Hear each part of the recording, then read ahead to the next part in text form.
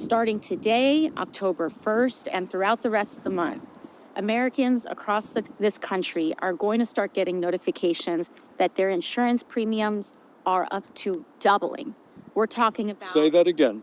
Your insurance, your monthly insurance... It's going to triple in some cases. Aim at projects that are important to the Democrats. Nicole Killian is on Capitol Hill with the latest on this. Nicole, good morning. Always good to see you. Is there any sign of progress toward a deal here? Well, good morning, Gail. Right now, things are at a standstill here on Capitol Hill. The House and Senate will pause to observe the Jewish holiday of Yom Kippur, meaning this shutdown will continue for another day, leaving thousands of federal workers in limbo. From the Capitol to the Washington Monument, signs of a shutdown are everywhere. The National Zoo, part of the Smithsonian, is open for now, but could run out of funding by next week. No treat for Yael Krigman, who has owned a bakery across the street for more than a decade. When they don't go to the zoo, they don't come across the street to Baked by Yael, and we lose out on sales. Around the country, the federal fallout is growing, with an estimated 750,000 government workers furloughed. And in a call with House Republicans Wednesday, White House Budget Director Russ Vought warned mass layoffs could come within the next 2 days. President Trump claimed Democrats would be to blame. Well, there could be firings, and that's their fault. And it could also be other things. I mean, we could cut projects that they wanted, favorite projects, and they'd be permanently cut. The Trump administration announced Wednesday it would withhold $18 billion in funding for transportation projects in New York City, home to Democratic leaders Chuck Schumer and Hakeem Jeffries. Do you think you're personally being targeted? The Trump administration is targeting the jobs, thousands of jobs, of hard-working Americans. With all sides seemingly dug in. Does this look partisan? Does this look dirty to you? 24 pages to fund the government. A glimmer of hope on the Senate floor as Republicans and Democrats huddle together to find a path forward. We are not that far apart. This is not that difficult to solve. Krigman hopes they cook up a solution soon. Decisions have consequences. I know that as a small business owner, and I think that the government needs to understand that their actions have consequences and they hurt real people. While furloughed federal workers will get back pay, many of these small businesses that rely on them do not. When the Senate returns Friday, Republicans plan to push for another clean funding extension, but Democrats insist any deal must address rising health care costs. Tony. Nicole, thank you very much.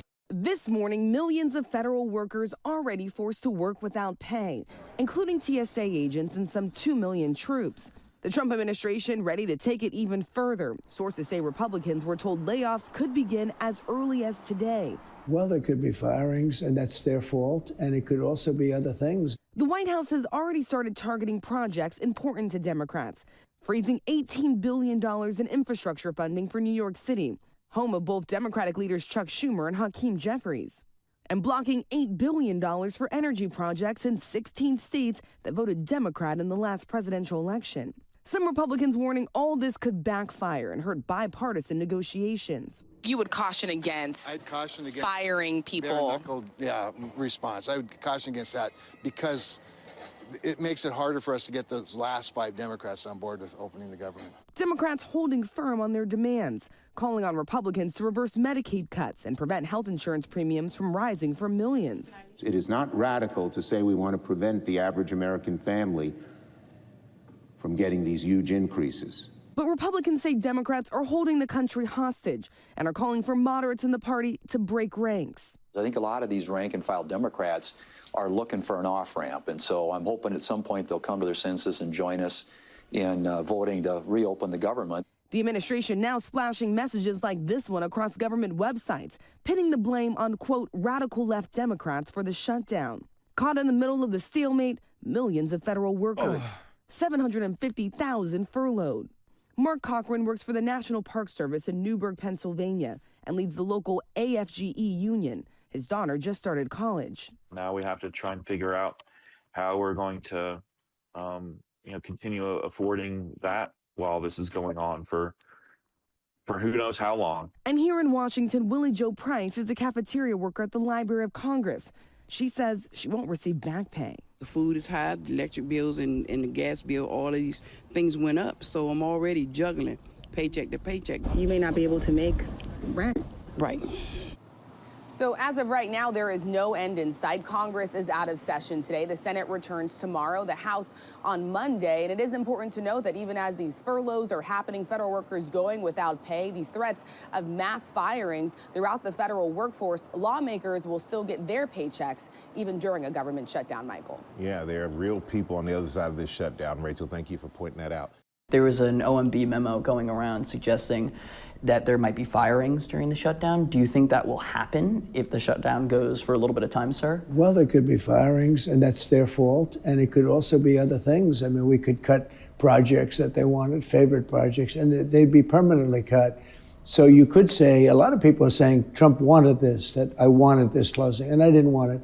But a lot of people are saying it because I'm allowed to cut things that should have never been approved in the first place. And I will probably do that.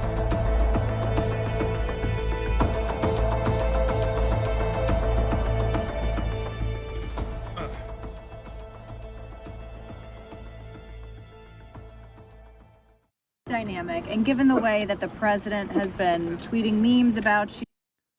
I hate how this insane things are, yet how normalized it is. Like, it isn't even in the top 5 most insane things over the past month. What are you talking about? This could throw flames on the already looming economic crisis.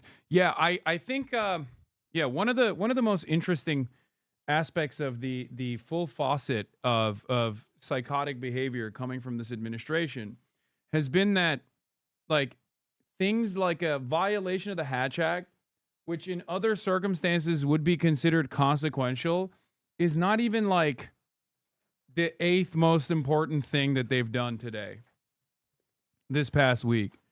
It's like, this is directly a violation of pre-existing law. Like, you are not supposed to be campaigning with federal resources. Like, federal government resources are supposed to be for all Americans, right? Not specifically for Americans who voted for the president, for example. You're not also supposed to use the existing federal government resources to campaign. And yet, that's precisely what this administration is doing.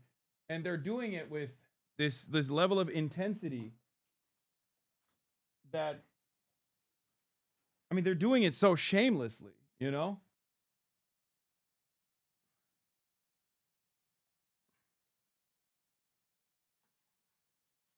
They're doing it like they don't feel like there's going to be another election. If you know what I mean.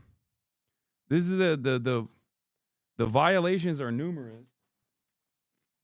You has been, in your words and the words of Democrats, already dismantling healthcare. What makes you think that he will negotiate anything? What makes you think that he and Republicans will cave to you? Public sentiment.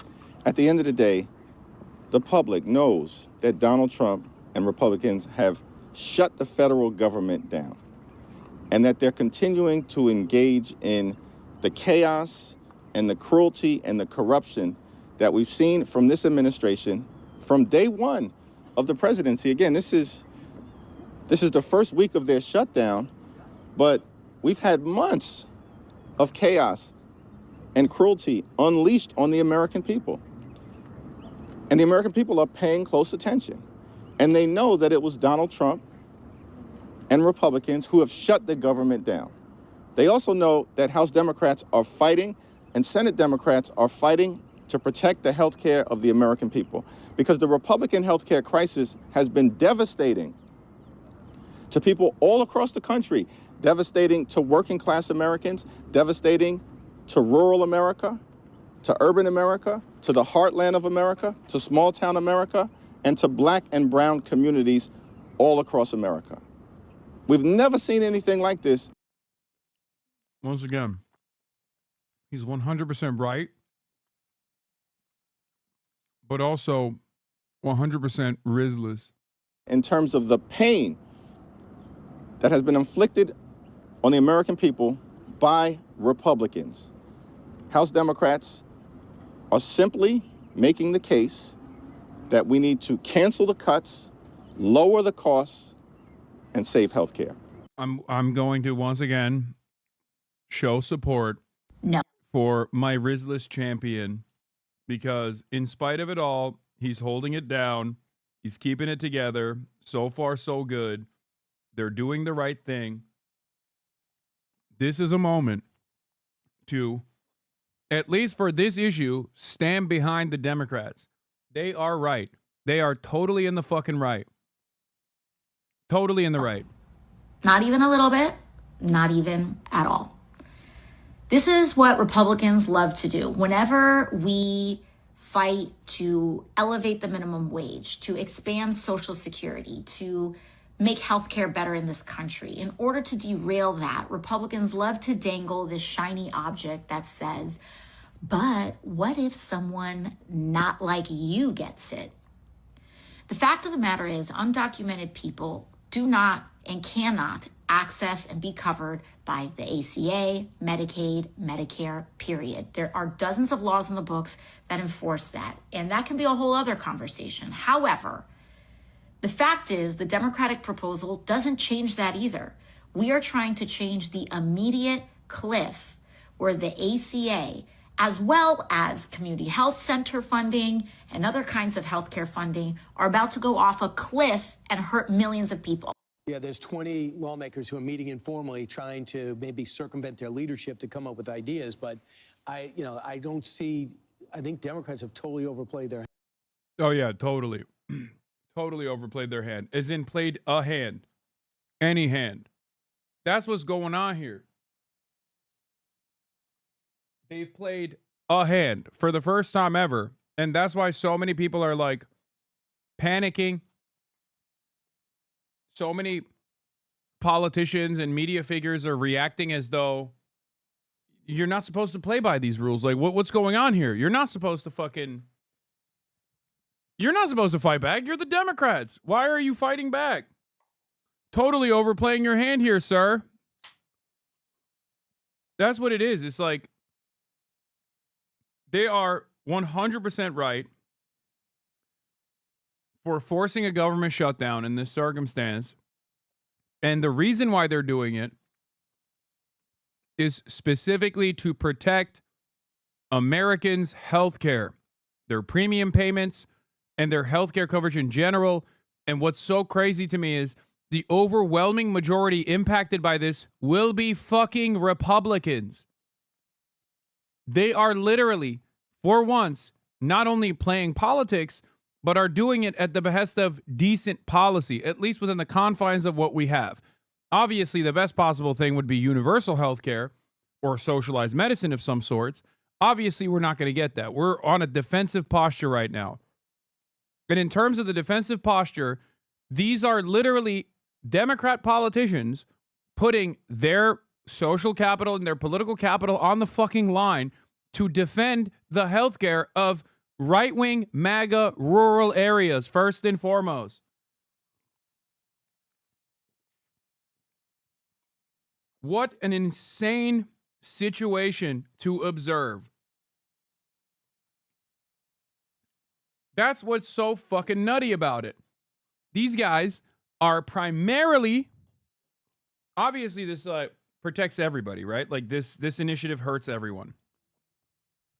But if we're looking at proportionality, if we're looking at who gets fucked over the most by this, it is unironically Republicans in rural areas. Okay? I cannot stress this enough.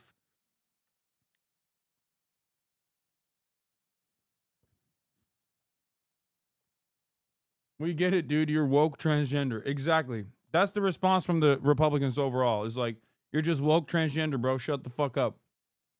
Well, they need 60 votes, and they have 55, so they need to get those 5 more. So because Rand Paul was the only one on the Republican Party that didn't vote for it. So they need 5 more Democrats to come over. You have those 3 already. I don't know about y'all, but one thing that frustrates me about this process is it's one thing to have different policy prescriptions and debate the merits. But when one side says this is not in the bill, these things, I mean, I've been going through this morning. It's hard to read through this legislation and figure out. Yeah, bro, because you're not literate, okay? As is expected from a fucking Fox News host. Let's be real.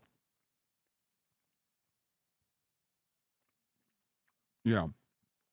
Your job requires you to not be literate. If you were literate, you wouldn't be able to do your job. So yeah, no wonder it's hard to read.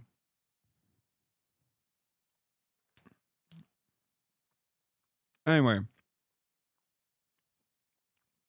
that's just one dumbass thing aside. I cannot fucking believe that a Fox News host has the audacity to say Democrats are lying about what's in the bill. Dude, the number one message from the Republicans about what the Democrats want out of this is straight up giving $1.5 trillion worth of health care to undocumented immigrants. Like, that's what they've been going with. What do you mean? It's just pure projection. What each side stands for. But when you go on national TV and you say, hey, there's no funding in here for illegal, and you know that's not true, that makes it hard for Americans to decide what is false and what is true, and judge it by not only the... Oh my God, I spoke too soon. He was in the process of lying while simultaneously claiming that the Democrats are lying about what's in the bill and what's not in the bill. He's not so close, chat. He's just fucking lying. This is like when Israel says Hamas is like Nazi Germany. It's like, dog, you are literally Nazi Germany. What the fuck do you mean? Like, you're the guy doing the thing, and you're claiming that the Democrats are doing that thing that you're doing right now to the bill. They didn't send me any fucking cutlery. God damn it. To eat with my hands. Vice President comments yesterday on our program, but Jackie's report as well. There is clear funding for illegals in this bill that they wanted. Yeah, well, if you work for a company, you have a budget, and that's exactly what our country has. We have a budget. We just need 7 more weeks of funding. So the Republicans are saying, let's just pass exactly what we passed in March and fund our government for the next 7 weeks. And they're angry at the Democrats because they're saying people are going to go without paychecks. People are going to be furloughed just because they want to throw in this money for illegal immigrants. And they're blaming it on Chuck Schumer and AOC because they say that she will probably be primarying Chuck Schumer in his next election. And he was killed for supporting Republicans in March, and he doesn't want it to happen again. Here are some... Yeah, this is why Chuck Schumer was wrong to have allowed the previous funding bill to go through without a fight. He was wrong back then. And now he's realized how fucking wrong he was now, only because of the outsized pressure coming from his fucking constituents who at the very least are aware of how deep the cuts are going to be to Medicaid. $800 billion.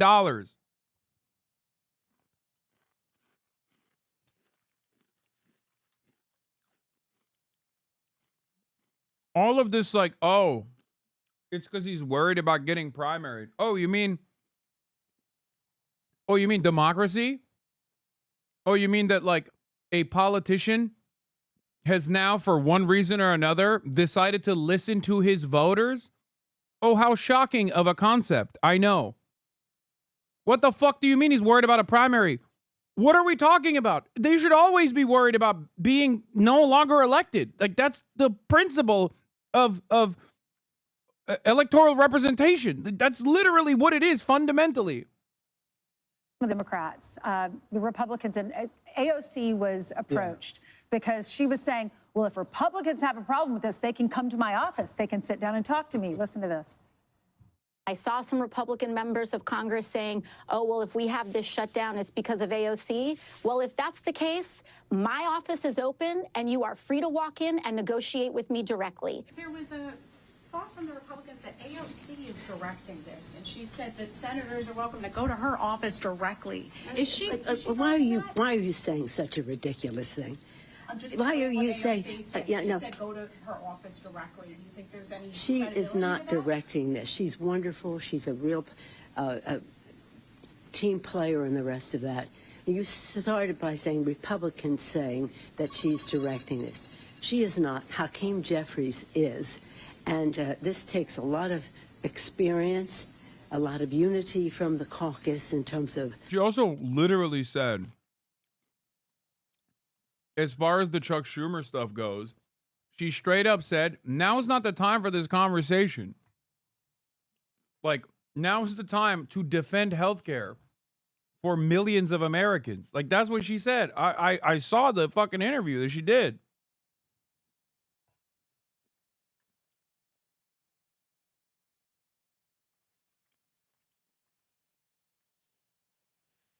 I hate the way American politics is conducted. Because, like, it's basically slop tubers all the way down. Like, people behave like fucking slop tubers. I guess that's just how politics is. But it just sounds so silly to be like, well, clearly she's the leader of the party now. Like, they're trying to fucking create division here amongst the ranks. Why are you causing drama? Is a wild defense towards the media. It's true. They are doing that. They are deliberately fucking. AOC said if Republicans think like I'm responsible for this, they can negotiate with me directly. They can come to my office and negotiate with me directly. This is not about that right now at all. That's the Republican claim. And that's what this is. She's an articulate spokesperson for her point of view. For her point of view. She doesn't like the premise. But it's what See? Once again, more drama. You reply to it, and then they derive more drama out of it. Oh, the girlies are fighting.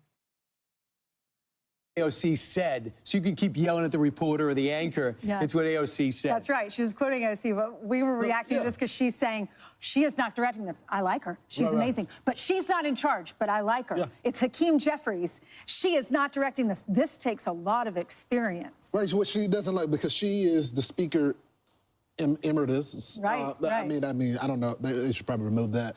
But she likes being in a position of power. But AOC is 100% right. The party is being governed by her ideology right now. And honestly, I don't know why we're inviting the leaders, Jeff. Bro, that's so funny. Like, yeah, they think positioning this as like, positioning the government shutdown around AOC, they think is going to be a successful way to undermine it. They're trying to draw internal conflict from the party as well in an effort to tamper with messaging discipline. They're hoping that the Democrats will start panicking because they also are under the false notion that like AOC is actually an incredibly unpopular figure. Except if you're Nancy Pelosi, you know you are the least popular figure when you were in office. Like AOC is unpopular nationally, sure. But the least popular figure in office was Nancy Pelosi because she was the leader of the Democrats. That's just how it is. Meanwhile,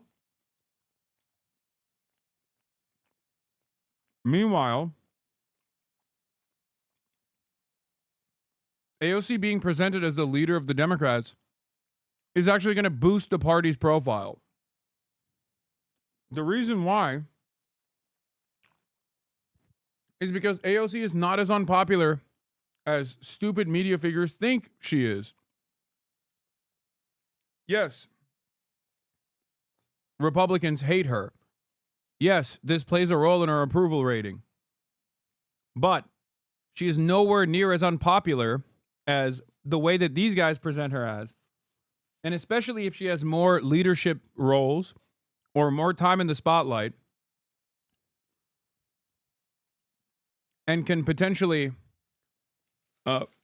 exhibit the same kind of like messaging discipline that Bernie did for years. I think if she could show herself as a strong figure for progressive politics, maybe even some radical policies, she could boost her media profile spectacularly.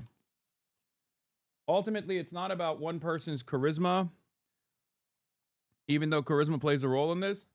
And Schumer said, we should just cut to the chase. Go straight to AOC and have the debate with her about what's in the bill, not going back and forth with Schumer. Schumer is being influenced by AOC right now because he knows the right thing to do. I love the fact that you have the vice president out there first in leadership in the Senate and the House, because the president, if you noticed him a couple of days ago, he's announcing he's going after child cancer with AI. He's talking about getting your health care bills knocked down. He's dealing with the military and their new, with Pfizer. He's dealing with the new military, so he can continue to govern, and he lets everybody else get into the mud.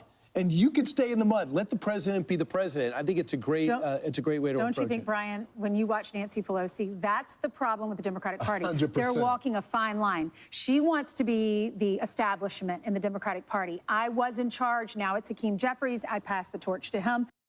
Wait. So there is a difference. For as many years as I've been alive, they say Nancy Pelosi is a fucking communist. All of a sudden, now you have to present like drama within the ranks. You have to say, well, Nancy Pelosi is an establishment Democrat. She's more moderate. I thought she was a socialist communist. What happened? All of a sudden, now AOC is the socialist communist and Nancy Pelosi is the reasonable moderate? Wow, what a change of pace from the Fox News Republicans here. If you find this to be sincere in any way, shape, or form, by the way, I got a bridge to sell you.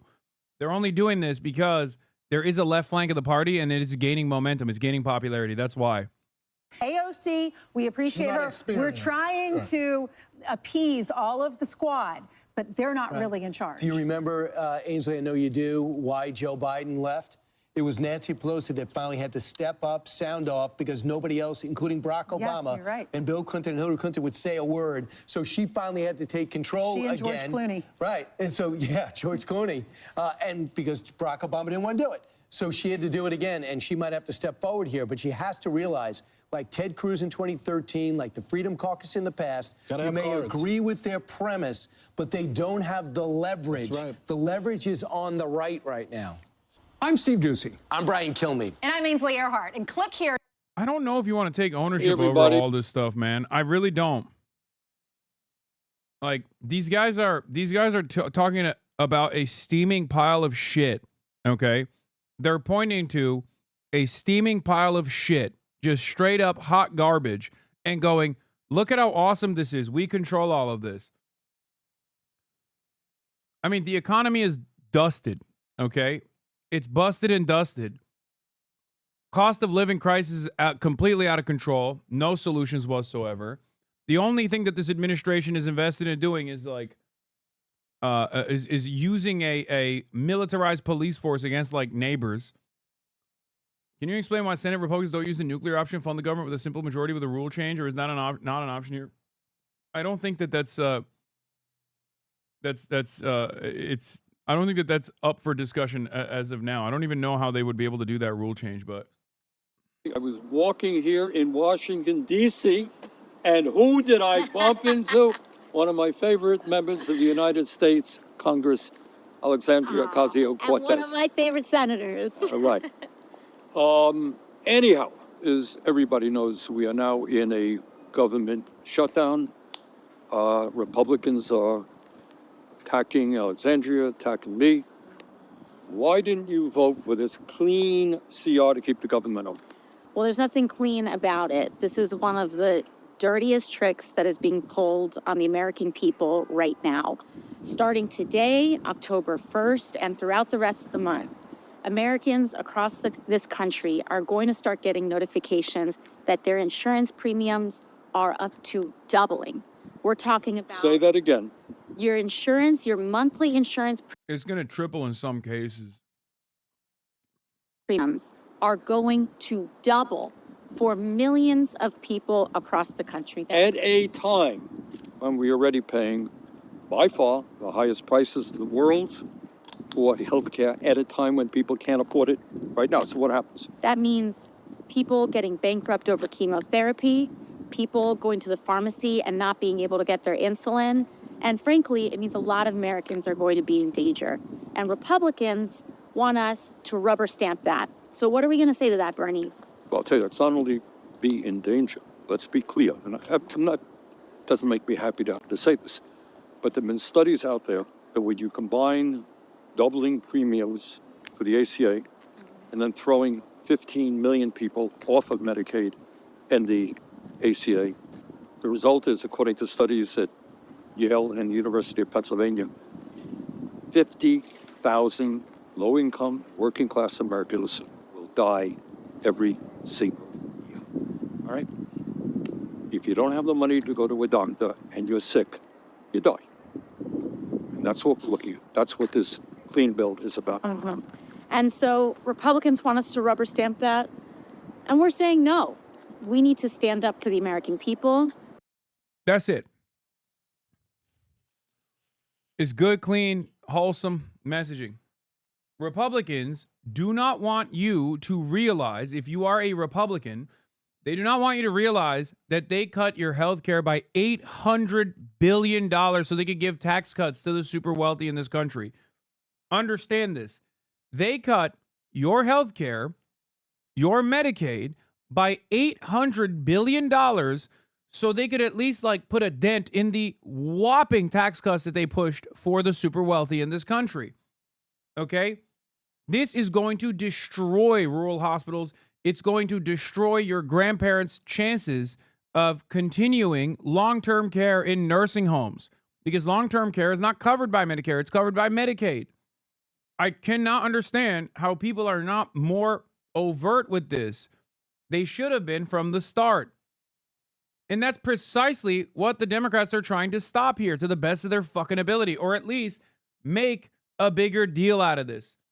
My fear now is that they're just going to only do this because they want to highlight this before the midterms, because they know that the cuts aren't coming until after the midterms, because Republicans are demons like that. That's the other side of the story, by the way. Republicans are not even openly cutting before the midterms so that they don't even suffer politically from this. Why didn't they stop the big, beautiful bill? There was no way to stop it. They couldn't stop it. They should have already had this exact same fight a couple months prior when there was another budget consideration. Now the Republicans are using the previous concessions that Chuck Schumer offered to continue funding the government against them. Now they're saying, oh, what now, Chuck? You didn't speak like this a couple months ago, Chuck. What's up? Is it because you're scared of AOC? That's what they're saying. But he should have done it back then. We need to stand up for our healthcare system. And if they want our votes, they need to make sure that we're protecting every American and making sure that we can do what we can to continue to make healthcare accessible, affordable, as we work to make it a human right for all. Right. So let me just back that up. Remember, right now, our healthcare system is broken. Right now, we're the only major country on earth not to guarantee healthcare to all people. And these guys want to make it even worse. We're not going to let that happen. No, we're not. Thank you. Onward.